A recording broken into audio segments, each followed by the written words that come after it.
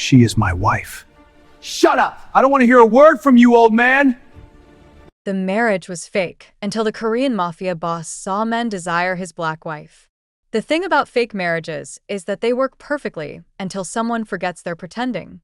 And the thing about Kang Tae-jun was that he never forgot anything, except, apparently, that jealousy wasn't part of the contract he'd signed 3 months ago with a woman who was supposed to mean absolutely nothing. Before the secrets unfold and the danger begins, show this story some love. Like this video, share it with someone who craves intense romance and suspense, and don't forget to subscribe for more shocking episodes, powerful twists, and unforgettable love stories you won't find anywhere else. I know it was a contract marriage, but I think I want you for real as my wife. Amara Cole had survived many uncomfortable situations in her 25 years. Eviction notices, death threats, a particularly aggressive raccoon in her first Los Angeles apartment, but nothing quite prepared her for the specific discomfort of being Mrs. Kang Tae-jun. The penthouse was beautiful in the way museums were beautiful, impressive, cold, and absolutely not meant for touching anything. She'd been living here for 3 months, and she still felt like an art installation someone had accidentally left behind. The arrangement was simple. She played the devoted wife at public functions. He provided protection from Dmitry Volkov, the Russian arms dealer who decided her honest art authentication was a personal insult worthy of murder. In between, they lived like polite strangers sharing an extremely expensive hotel suite. Separate bedrooms. Separate lives. A marriage that existed only in legal documents and carefully staged photographs. Tae-jun treated the arrangement with the same clinical precision he apparently applied to everything else in his life. He was punctual, courteous, and emotionally available in the same way a well-programmed robot might be emotionally available, which is to say, not at all. Their conversations were brief, functional, and carefully void of anything resembling actual human connection. "There's an event Friday," he'd said that morning over breakfast, not looking up from his phone. They ate breakfast together because the housekeeper, Mrs. Park, seemed personally offended by the idea of preparing separate meals. Dinner with potential business partners. "Your presence is required." "How romantic," Amara had replied, spreading jam on her toast with perhaps more aggression than necessary. Nothing says "I love you" like mandatory attendance. The corner of his mouth had twitched. It might have been amusement. With Tae-jun, it was hard to tell. His emotional range seemed to span from mildly disapproving to actively planning someone's murder, with very little middle ground. "Wear something elegant," he'd added. "I always wear something elegant," Amara said. "It's almost like I'm trying to convince people we're actually married." That is the arrangement, yes. She'd wanted to throw her toast at him. Instead, she'd smiled sweetly and reminded herself that this man was the only thing standing between her and Dmitry's creative approach to debt collection. Gratitude was complicated when it came with a side of complete emotional unavailability. Now, standing in her walk-in closet, which was larger than her entire Atlanta apartment had been, Amara considered her options for Friday's event. The closet had been fully stocked when she'd arrived, every piece in her exact size, every item precisely the kind of elegant sophistication that would photograph well. Tae-jun's assistant had excellent taste and absolutely no interest in Amara's opinions. She pulled out a black silk gown that looked like it cost more than her former annual salary. It probably did. Everything in this penthouse existed in a tax bracket Amara had previously only read about in satirical articles about wealth inequality. Her phone buzzed. A text from Tae-jun's assistant, Ji-won, who communicated primarily through texts and disapproving looks. "Car will collect you at 7 p.m. Friday. Hair and makeup team arrives at 4 p.m. Mr. Kong requests you wear the black gown." Of course he did. Amara typed back a thumbs-up emoji, which felt like a small rebellion against Ji-won's relentless professionalism.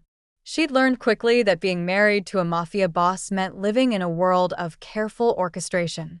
Every public appearance was choreographed. Every smile was strategic. Every touch was calculated for maximum legitimacy with minimum actual intimacy. Tae-jun had mastered the art of looking devoted while remaining completely detached, and Amara was expected to mirror that performance flawlessly. The irony, wasn't lost on her. She'd spent her career restoring paintings, studying brushstrokes and technique, learning to distinguish authentic from fake. Now she was the forgery, a carefully crafted illusion designed to convince dangerous men that Kang Tae-jun was a stable, respectable businessman instead of what he actually was, a criminal trying to retire from active warfare without losing face. That evening, Tae-jun came home earlier than usual. Amara heard him moving through the penthouse, his footsteps precise and controlled. Everything about him was controlled. She wondered what he'd look like actually relaxed, then decided she'd probably never find out. She found him in his study, standing by the window overlooking the city. The sunset painted everything gold, which should have been romantic, but mostly just made the moment feel like a movie scene neither of them wanted to be in. "Friday's event," she said from the doorway. "Anyone I should know about? Any wives I need to pretend to be friends with?" He turned, and for a moment, she caught something in his expression, fatigue, maybe, or the weight of whatever violence his day had required. Then it was gone, replaced by his usual careful neutrality. "Several associates will attend with their wives," he said. "G1 will send you profiles. Small talk, nothing substantial. Smile, laugh at appropriate moments, touch my arm occasionally. You know the performance." "I'm excellent at performances," Amara said, which was true. She'd been performing survival her entire life. This was just a new stage with better lighting and significantly higher stakes. "I know," Tae-jun said, and something in his tone made her look at him more carefully. He studied her the way he always did, like she was a problem he was still trying to solve, a variable in an equation that refused to balance correctly. Amara had gotten used to that look. What she hadn't gotten used to was the occasional flash of something else, something that looked almost like curiosity about who she actually was beneath the performance. But that was probably wishful thinking. Tae-jun didn't do curiosity. He did strategy, control, and violence when necessary. Emotions were liabilities in his world, and he'd clearly eliminated all of his years ago. "Anything else I should know?" Amara asked. "Stay close to me during the event," he said. "Some of these men have wandering attention. It's better if they understand clearly that you're not available for their interest." "I'm not available for anyone's interest," Amara replied. "That's literally the entire point of this arrangement." "Yes," Tae-jun agreed. But something flickered in his eyes again, that same unreadable expression. Exactly. Friday arrived with the inevitability of bills and bad weather. The hair and makeup team transformed Amara into someone who looked like they belonged on a magazine cover rather than hiding from Russian arms dealers. The black gown fit perfectly, elegant and understated in a way that somehow made her feel both powerful and exposed. Tae-jun appeared in her doorway precisely at 7, wearing a suit that probably cost more than a car. He looked at her for 3 full seconds, which for him was practically staring. "Acceptable?" Amara asked, doing a small turn. "Yes," he said. Then, after a pause, "Beautiful." It was the first genuine compliment he'd ever given her, and Amara had absolutely no idea what to do with it. The restaurant was the kind of place where even the air felt expensive, filtered through some system that probably cost more than Amara's college education. Crystal chandeliers hung like frozen waterfalls, and every surface gleamed with the kind of cleanliness that required a full-time staff. Amara had learned that in Tae-jun's world, wealth wasn't just displayed, it was weaponized, used to establish hierarchy before a single word was spoken. Tae-jun's hand rested at the small of her back as they entered, the touch light but possessive enough to broadcast ownership. It was part of the performance, Amara reminded herself. Everything was part of the performance. The way he pulled out her chair, the way his fingers lingered on her shoulder, the way he leaned in as if sharing secrets when he was actually just telling her which fork to use for the oysters, all choreographed intimacy designed for an audience of dangerous men who valued tradition and appearances above all else. The associates were exactly what Amara expected, men in their 50s and 60s, expensively dressed, wearing power like cologne. Their wives were younger, quieter, decorative additions to conversations about territory and profit margins. They smiled at Amara with the practiced warmth of women who'd perfected the art of being seen but not heard. "Mrs. Kang," One of the men said, his eyes traveling over her with the subtlety of a searchlight. Your husband didn't mention how striking you are. My husband rarely mentions anything personal, Amara replied smoothly. He's very professional that way. Taejun's hand tightened imperceptibly on his wine glass.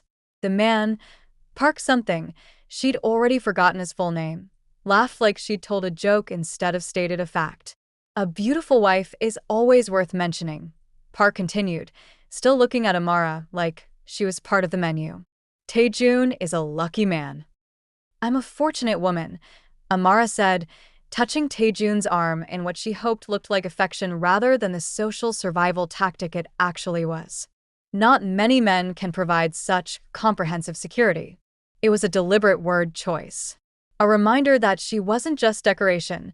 She came with the implicit threat of Taejun's protection. Park's smile thinned slightly, understanding received.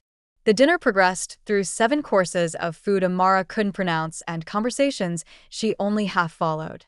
Business talk disguised as small talk, threats wrapped in compliments, the whole elaborate dance of men negotiating power while pretending to discuss wine. She played her part perfectly, laughing at appropriate moments, asking innocent questions that made the men feel intelligent, touching Taejun's arm with practiced affection. But she noticed things. The way Park's business partner, a man named Shin, kept finding excuses to lean close when speaking to her. How another associate, younger than the others, watched her with open interest that bordered on rudeness. The attention wasn't new. Amara had been dealing with unwanted male attention since puberty, but something about it felt different here, more dangerous, loaded with the kind of entitlement that came with money and power. Taejun noticed too.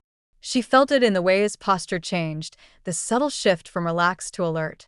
His hand moved from her chair back to her shoulder, a clear territorial marker. When Shin reached across the table, ostensibly to refill her wine but really just to get closer, Taejun intercepted smoothly, taking the bottle himself. I'll take care of my wife, he said, voice pleasant but edged with something that made Shin retreat immediately. The possessiveness should have annoyed her. It was all fake, after all, protective theater designed to maintain the illusion of their marriage. But something in Taejun's tone felt different from their usual performance. There was an edge to it, something almost genuine beneath the careful control. After dinner, they moved to a private lounge where the men smoked cigars and the women were expected to look beautiful and drink expensive champagne. Park approached again, emboldened by whiskey and male entitlement. Your wife is remarkable, Taejun, he said, eyes still on Amara. Where did you find such a rare treasure? Taejun's smile was sharp enough to cut. She found me, actually. And she's not a treasure, Park. She's my wife. There's a significant difference. The temperature in the room dropped 10 degrees. Park laughed, but it sounded forced, nervous. He understood the warning. Look, but don't touch. Admire, but don't covet. Cross that line, and discover exactly why Kang Taejun had survived this long in a business built on violence. Amara sipped her champagne and wondered when exactly the performance had started feeling real. The ride home was silent, but it was a different kind of silence than usual. Taejun sat beside her in the back of the car, his jaw tight, fingers drumming against his knee, a rare display of agitation from a man who treated stillness like a religion. Amara watched the city lights blur past, trying to process what had just happened and failing to understand why it mattered. It was fake. All of it. The marriage, the possessiveness, the territorial displays. She was a strategic asset, remember? A human shield against Russian vengeance, wrapped in designer gowns and paraded at business dinners. Taejun's protection was contractual, not emotional. His irritation tonight was probably just annoyance at his associate's lack of professional boundaries, nothing more. So, why did it feel like more? They entered the penthouse, and Taejun headed straight for his study. Amara kicked off her heels, expensive torture devices, and followed him, driven by curiosity she couldn't quite explain. She found him pouring whiskey with more aggression than the task required, his controlled facade finally cracking. That was excessive, she said from the doorway. He didn't turn around. What was? The alpha male routine. Park was just being a typical entitled ass. You acted like he'd declared war. In my world, disrespect is war. Taejun downed the whiskey in one motion. Those men need to understand boundaries. Those men understood boundaries perfectly. You were marking territory. Amara stepped into the study, drawn by the strange energy radiating off him. Which is weird, considering the territory in question isn't actually yours. Now he turned, and the look in his eyes made her breath catch. It wasn't anger exactly, it was something rawer, more complicated. Something that looked dangerously close to actual emotion. "You're my wife," he said. On paper. In photographs. At business dinners. Amara crossed her arms, suddenly defensive. Not in any way that actually matters. You think tonight didn't matter? I think tonight was theater. Same performance we've been giving for 3 months. You played the possessive husband. I played the devoted wife. Everyone believed it because we're both excellent liars. Taejun laughed, but it sounded bitter. He poured another whiskey, then surprised her by pouring a second glass and holding it out.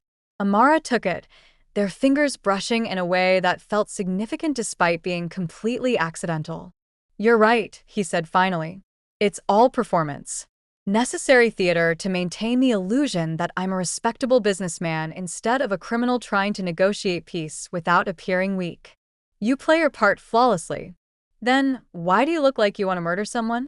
Because watching other men look at you like you're available made me want to break their hands." He said it calmly, matter-of-factly, like he was describing the weather. "Which is irrational. You're not mine. This marriage is a transaction. Their attention shouldn't bother me." "But it does," Amara said quietly. "Yes." Taejun met her eyes. "It does."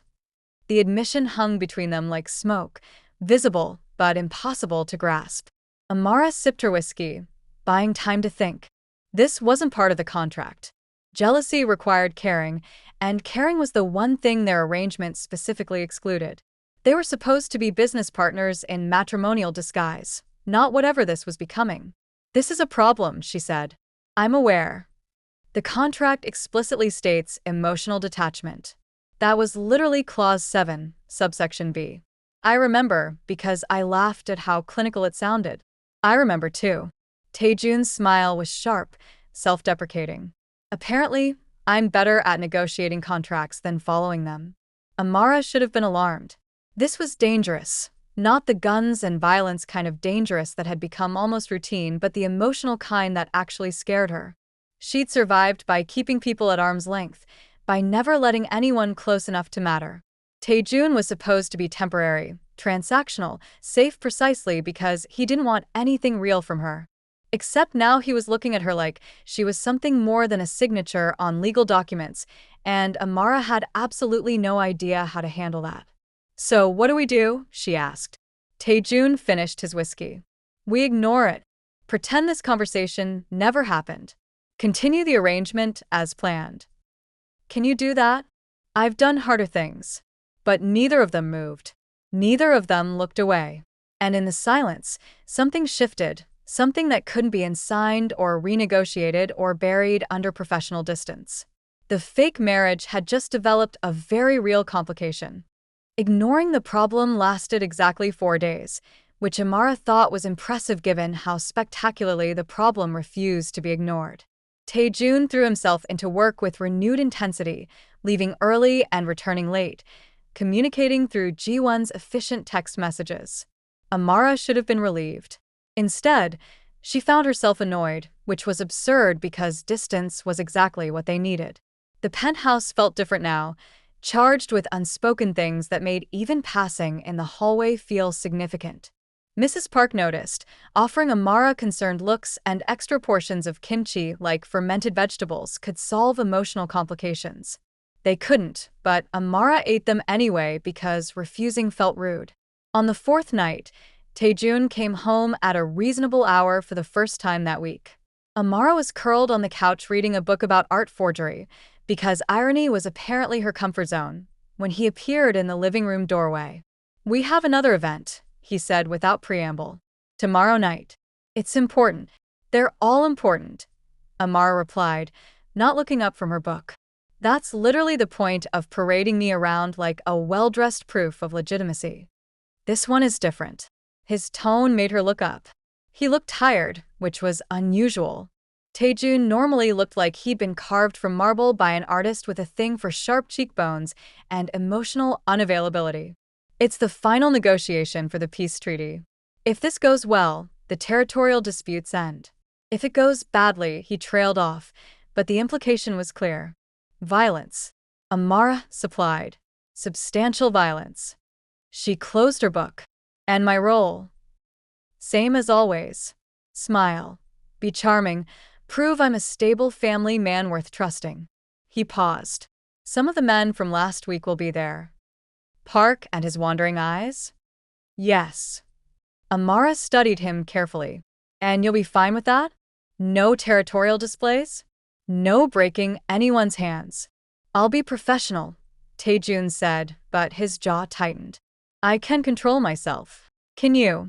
It wasn't meant as a challenge, just genuine curiosity about whether he actually believed that.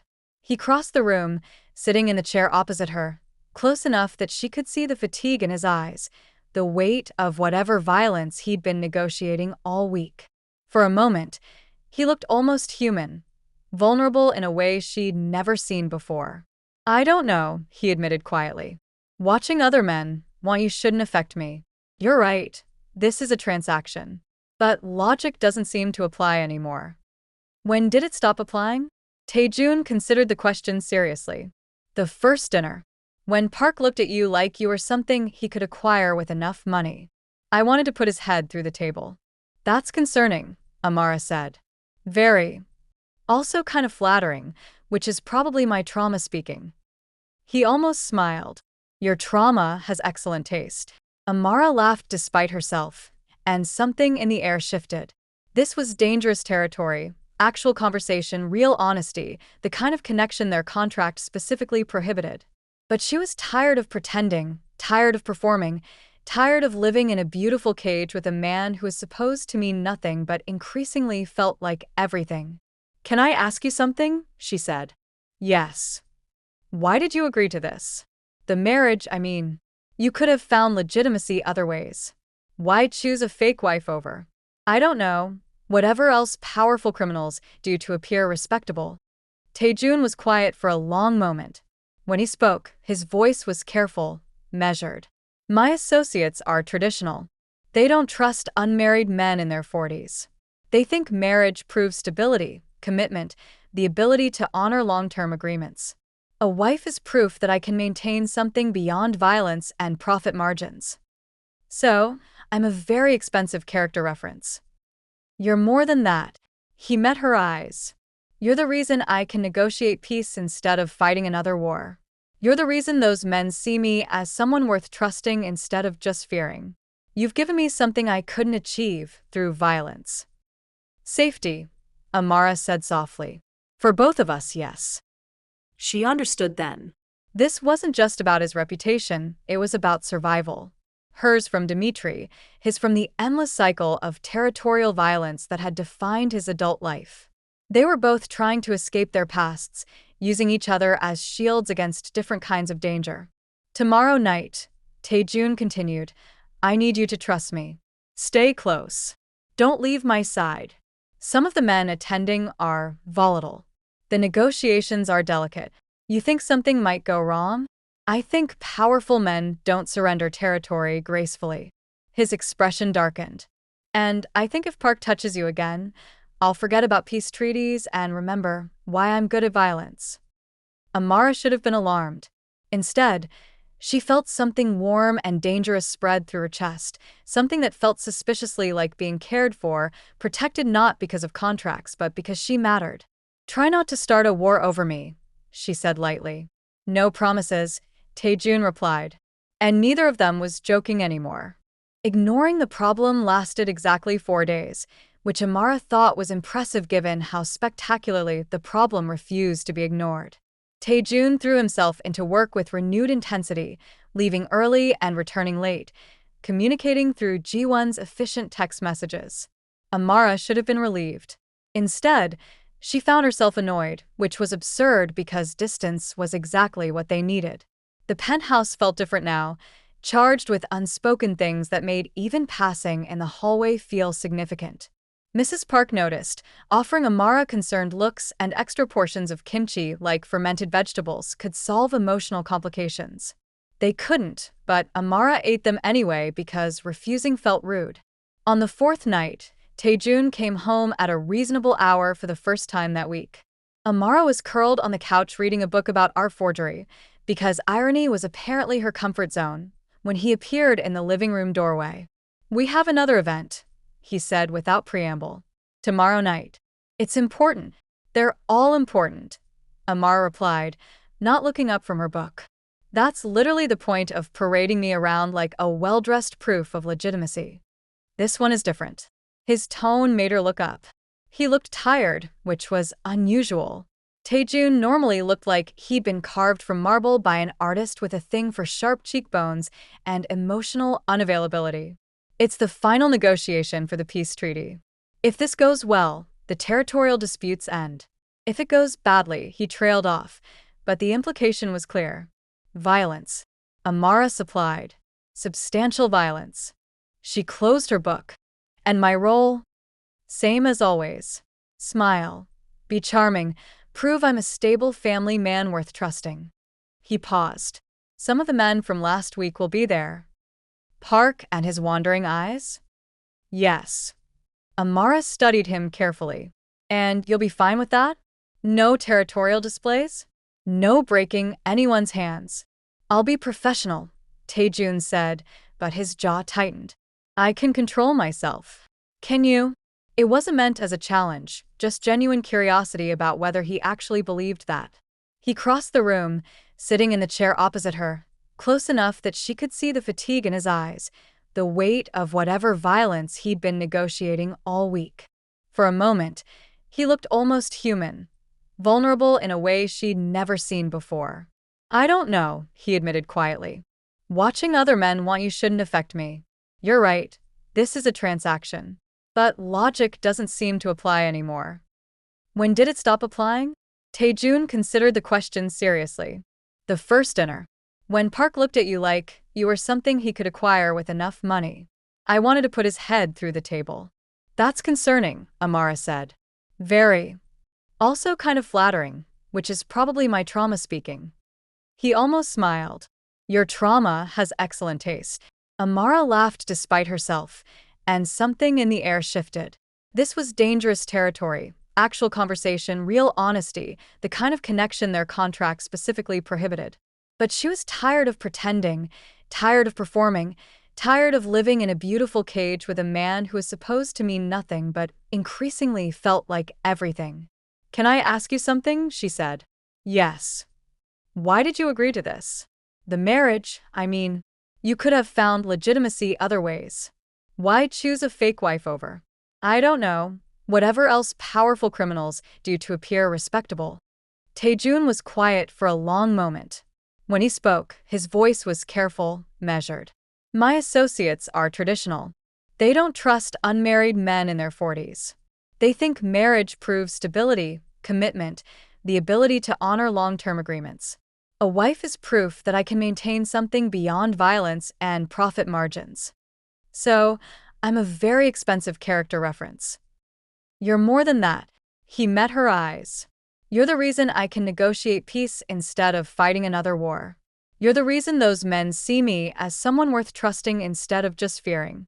You've given me something I couldn't achieve through violence." "Safety," Amara said softly. "For both of us, yes." She understood then. This wasn't just about his reputation, it was about survival. Hers from Dmitri, his from the endless cycle of territorial violence that had defined his adult life. They were both trying to escape their pasts, using each other as shields against different kinds of danger. "Tomorrow night," Taejun continued, "I need you to trust me. Stay close. Don't leave my side. Some of the men attending are volatile. The negotiations are delicate. You think something might go wrong? I think powerful men don't surrender territory gracefully."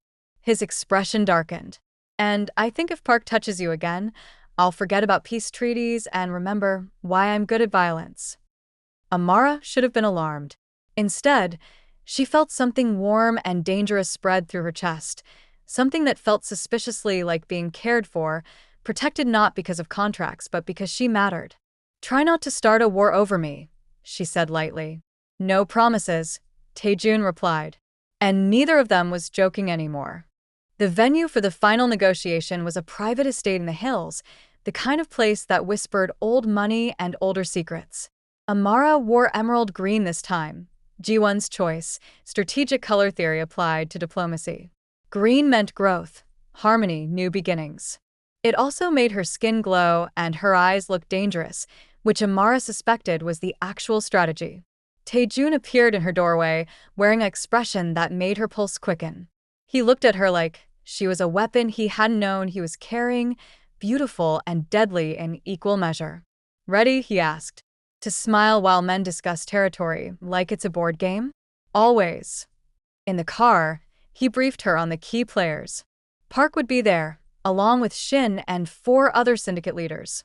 The negotiation had taken months, territorial boundaries redrawn, profit shares recalculated, old grudges buried under new agreements. Tonight was supposed to seal everything with champagne and false friendship. Remember, Taejun said as they approached the estate, stay within my sight. These men have agreed to peace, but agreements are just words until they're honored. And some of them honor words the way politicians honor campaign promises. So not at all. Exactly. The estate was stunning. Marble floors, art that belonged in museums, and enough armed security to invade a small country. Amara noticed the guards immediately, positioned at every entrance with a kind of casual vigilance that suggested they'd actually use those weapons if necessary. This wasn't just a dinner party. It was a powder keg wrapped in catering and expensive wine. The other wives were already there, clustered in a corner like decorative furniture, discussing things that didn't matter because they weren't allowed to discuss things that did.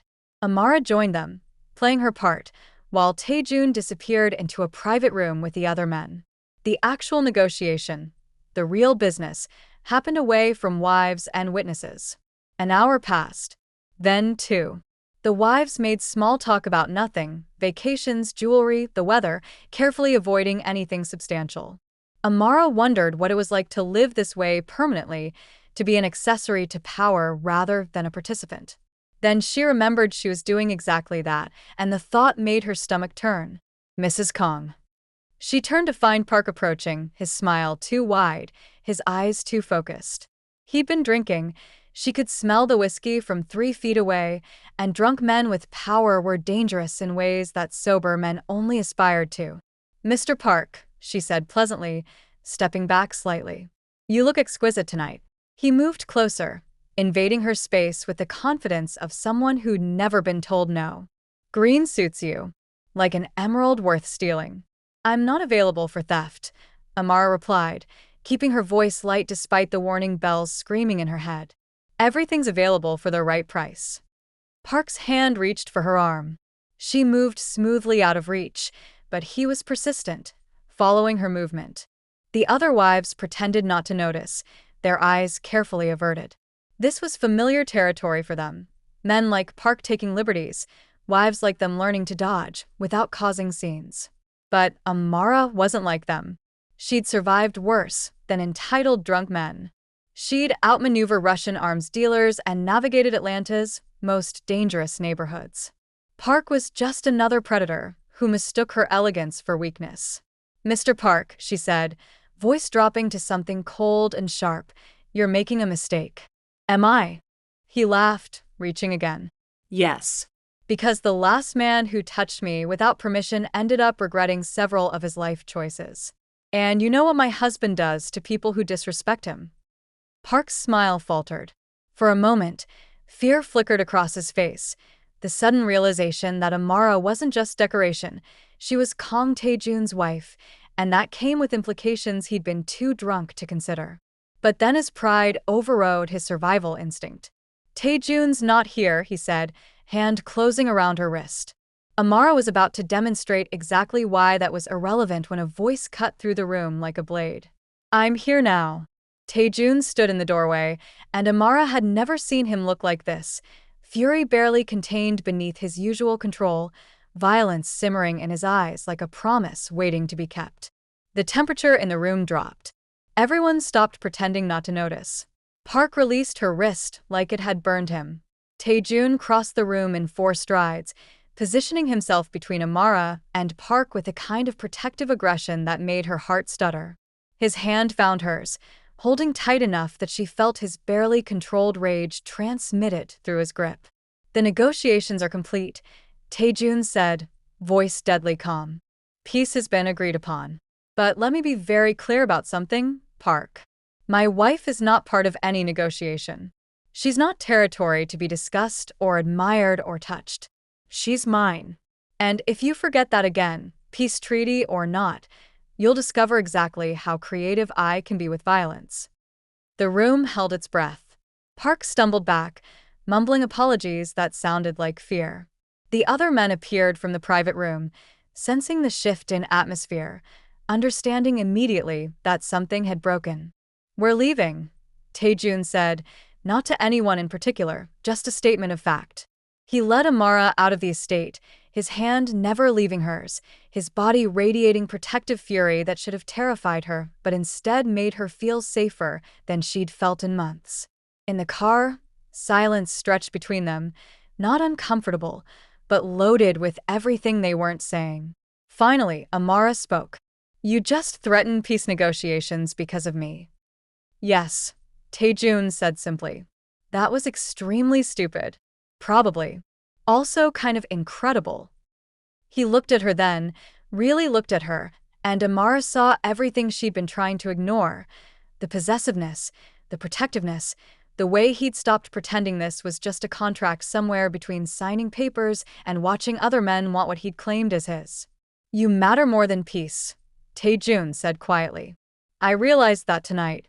You matter more than any of it." And with those words, the fake marriage died completely, replaced by something terrifyingly real. The penthouse felt different when they returned, or maybe they were different, and the space was just reflecting that change back at them. Taejun poured whiskey with hands that still trembled slightly from suppressed violence. Amara watched him from the couch, trying to process what had just happened and failing to find any interpretation that didn't terrify her. "You threatened a peace treaty," she said again, because apparently her brain had gotten stuck on that particular fact. "Months of negotiation. Your entire exit strategy from active violence. You risked all of it because Park grabbed my wrist. He touched you without permission." Taejun downed his whiskey. "That's not negotiable. Everything's negotiable. That's literally your entire business model. Not you." He turned to face her, and the intensity in his eyes made her breath catch. "Never you." Amara should have argued. Should have reminded him about contracts and transactions, and the carefully maintained distance that kept them both safe. Instead, she asked the question that had been burning in her chest since they'd left the estate. "When did this stop being fake for you?" Taejun was quiet for so long she thought he might not answer. "Then, the second dinner. 3 weeks after we married. You made a joke about money laundering being the least sexy crime for a mafia boss, and I laughed. Actually laughed, not the polite performance I give investors. And I realized I'd been watching you all night, not monitoring you for the performance, but actually watching you because I wanted to. Because you were the most interesting person in the room, and I'd stopped caring about the negotiation happening around us." "That's," Amara trailed off, unsure what to call it. "Romantic? Terrifying? Both." "Inconvenient," Taejun supplied. "The word you're looking for is inconvenient. I was going to say complicated. That too." He poured another whiskey, offered her the glass. Their fingers brushed again, and this time neither of them pretended it was accidental. "You must have noticed. I'm not subtle." Amara took the glass, laughing despite herself. "You're incredibly subtle.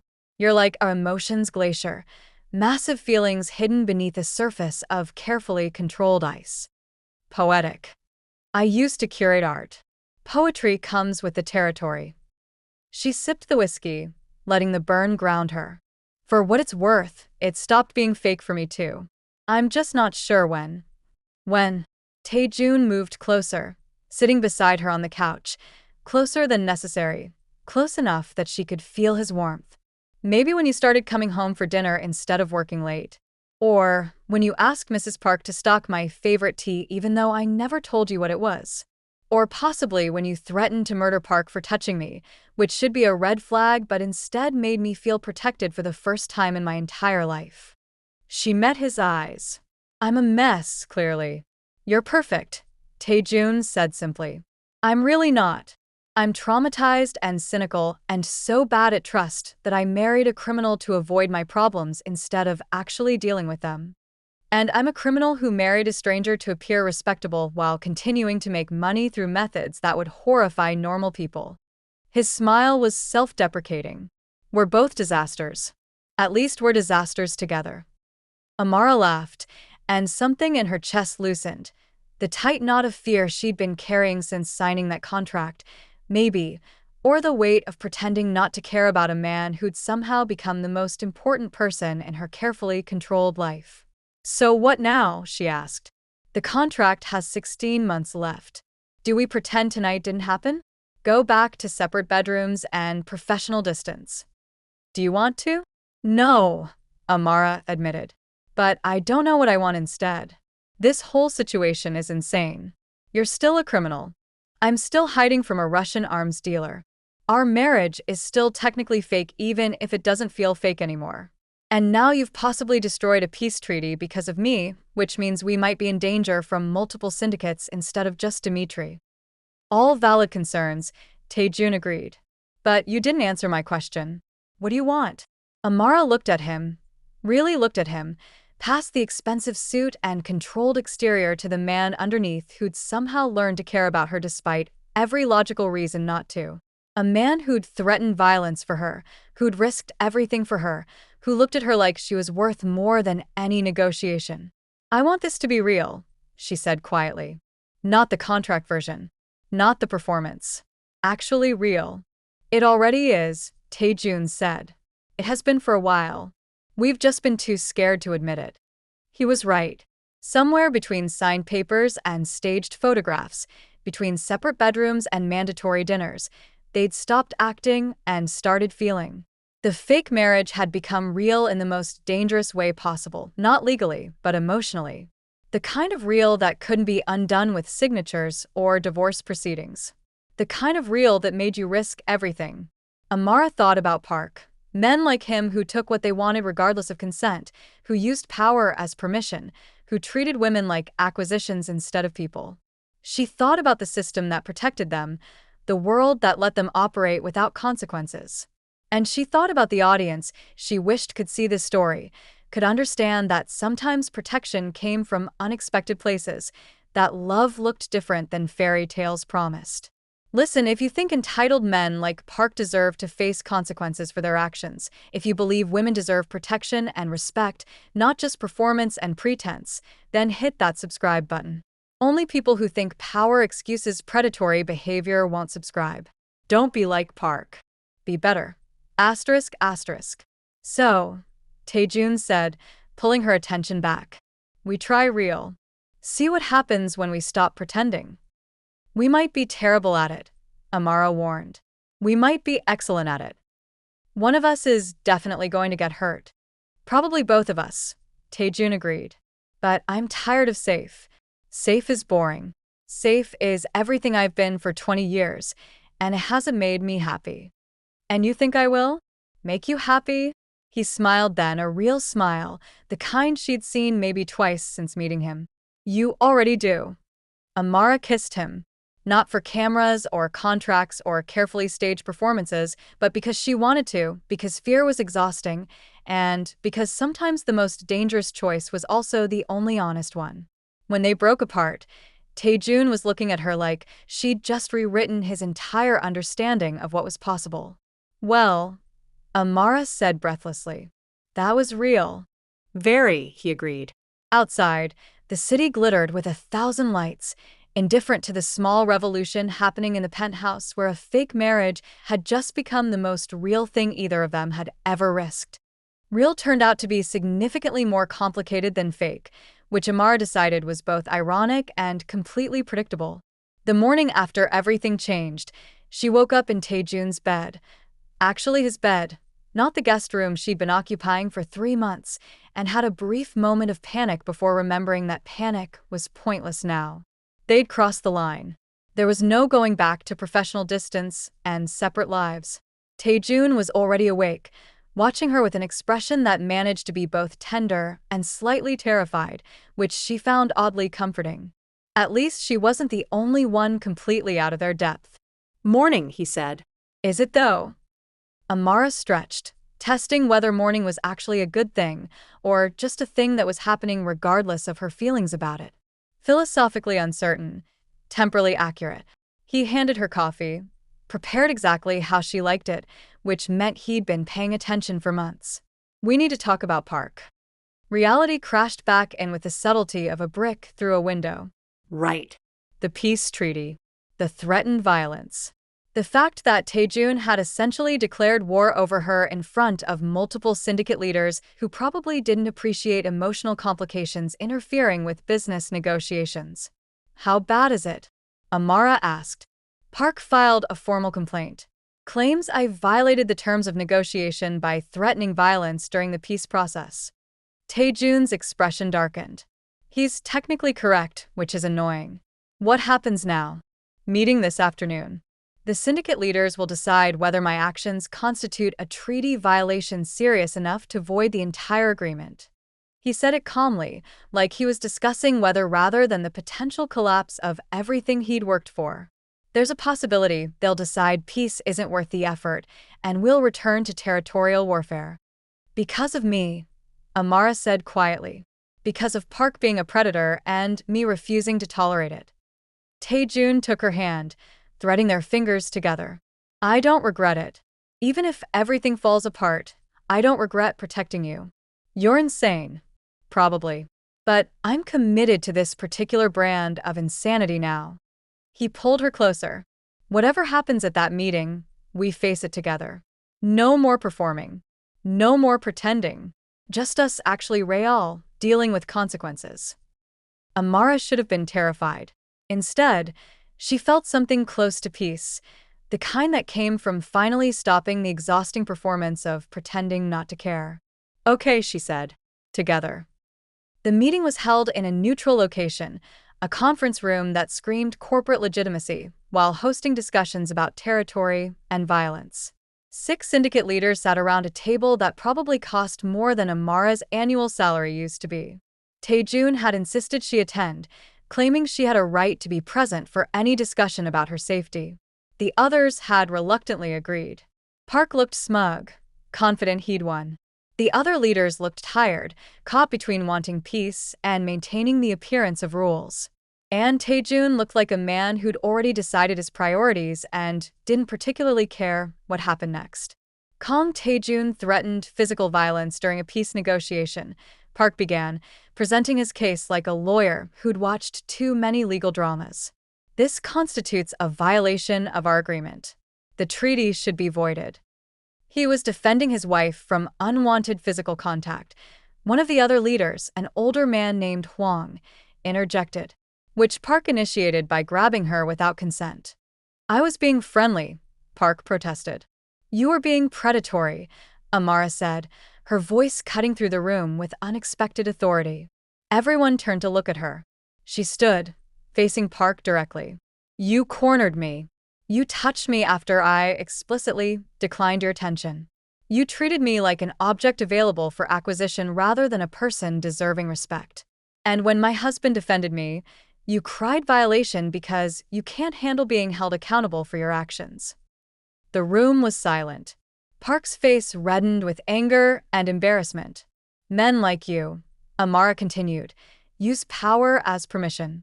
You hide behind tradition and business relationships and expect everyone to tolerate your behavior because calling it out would be inconvenient. Well, I'm inconvenient. And my husband is inconvenient. And if protecting me from predators violates your peace treaty, then maybe your peace treaty was never worth signing. She sat down. Taejun's hand found hers under the table, squeezing gently. Huang looked at Park with open disgust. The treaty stands. Park, you will formally apologize to Mrs. Kong, and you will never approach her again. Taejun's response was proportional to your provocation. Consider yourself fortunate he only threatened violence rather than delivering it. Park looked like he wanted to argue, but the other leaders were nodding in agreement. He'd miscalculated badly, assumed they'd prioritize business over dignity, profit over protection. He'd been wrong. The peace holds, Huang declared. This matter is closed. Outside, in the car heading home, Amara finally let herself breathe. They'd survived. The treaty stood. Park had been publicly humiliated. And somehow, impossibly, standing up for herself had worked. You were magnificent in there, Taejun said. I was terrified. Terrified and magnificent aren't mutually exclusive. He pulled her close. Thank you for defending us. For making them understand this isn't just about territory or treaties, it's about respect. We're going to be okay, Amara said, half question, half statement. We're going to be better than okay. Taejun kissed her forehead. We're going to be real. Months later, when the contract officially expired, they didn't divorce. Instead, they renewed their vows, this time without lawyers or strategic planning, just honest promises made in private with Mrs. Park as their only witness. The marriage that began as survival had transformed into something neither of them expected: actual love, hard-won and fiercely protected. Amara never heard from Dmitri again. Taejun's protection held absolutely, and eventually, the Russian arms dealer found other targets for his vengeance. The art world moved on without her, and Amara discovered she didn't miss it.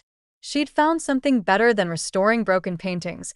She'd found someone worth building something real with. The penthouse stopped feeling like a museum and started feeling like home. Separate bedrooms became unnecessary. Professional distance became genuine intimacy. And the fake marriage that began with signatures and strategy became the realest thing either of them had ever known. In the end, jealousy hadn't destroyed them. It had saved them, forcing Taejun to confront feelings he'd been trained to suppress and pushing Amara to believe she deserved protection that wasn't transactional. The contract had given them safety. Love had given them everything else. And in a world built on violence and survival, they'd somehow found something worth fighting for: each other, completely real, no performance required.